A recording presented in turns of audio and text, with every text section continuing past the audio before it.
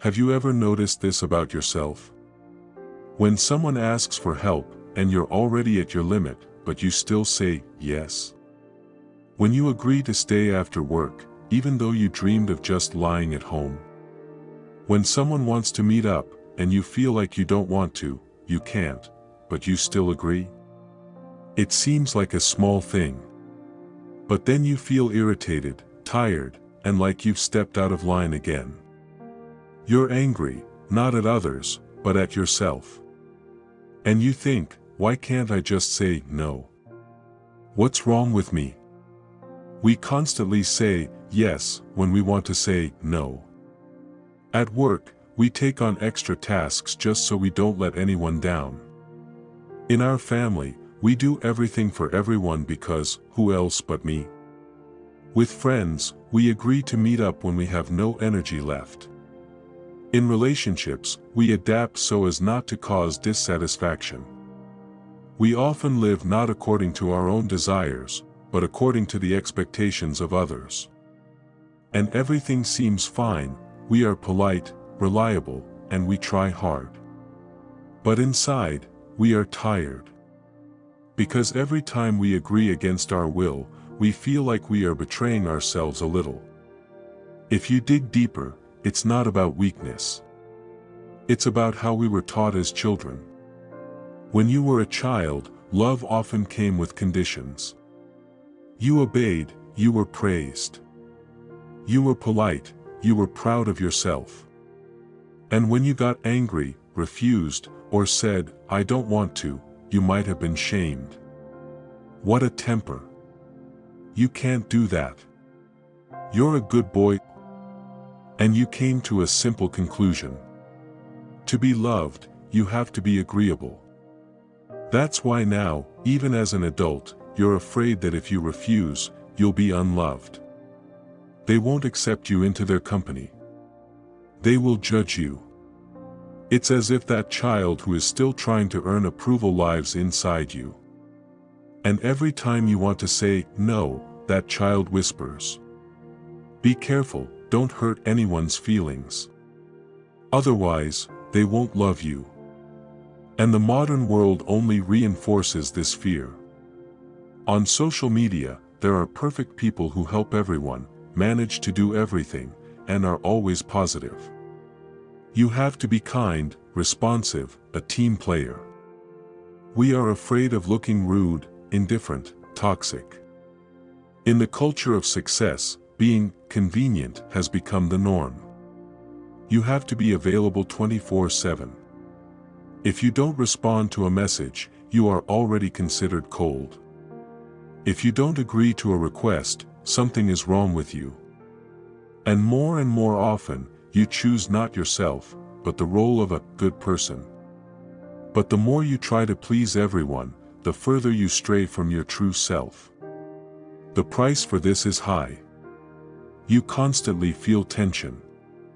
You are tired, but you agree. You are irritated, but you smile. You want peace, but you compromise again. And then that feeling arises. I seem to be doing everything right, but there is no joy. Gradually, burnout sets in. Not just physical burnout, but emotional burnout too. You no longer feel any zest for life. You are not living according to your own script, but according to the expectations of others. And at some point, you start to feel, my life doesn't feel like my own. At work, a colleague asks, stay and help me finish this report. You're tired, you want to go home, but you stay. You come home late, exhausted. And you're angry, not at your colleague, but at yourself, for not being able to say no again. Your mom expects you to come every Sunday. You love your parents, but you have your own things to do, your own energy to conserve. You go because you have to. And then you feel irritated all Sunday because you just wanted to relax.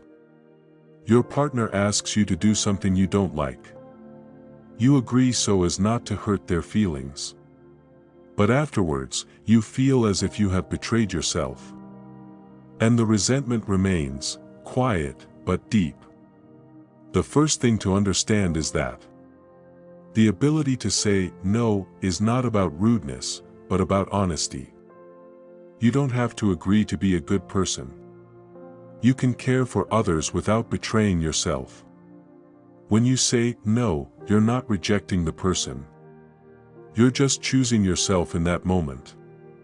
And if someone stops loving you because of your no, maybe they didn't love you, but your convenience. Small steps to get started. Pause before answering.